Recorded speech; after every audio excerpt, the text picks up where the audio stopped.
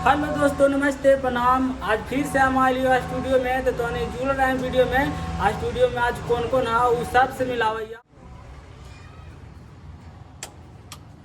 तो भैया सबसे पहले तो हमारे वीडियो में स्वागत है को कुछ बोलू भैया। अभी काम करो भैया अभी नहीं बोलता हूँ, अभी काम करे था वीडियो में तो इनके सब चीज आप देखी भाई बा वजह दोनों बैठल हो ना, दोनों स्टूडियो के मालिक हो तो एगो तो ना बोल रहे हो तो चाहबो कि एगो के बोलबो। सबसे भैया पहले हमारे वीडियो में स्वागत है को कुछ बोलू।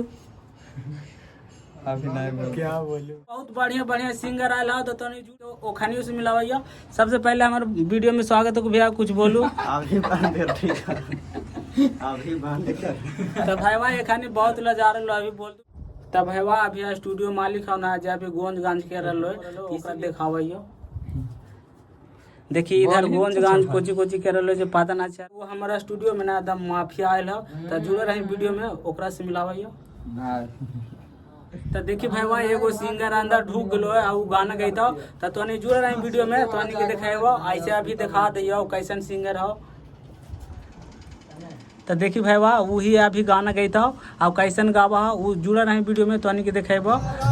देखिए भाई वाह गाना कैसन लगा और सिंगर देखिए इधर गावे था और उधर रिकॉर्डिंग कर रहा। तो फिर मिलूँ भैया अगला वीडियो में।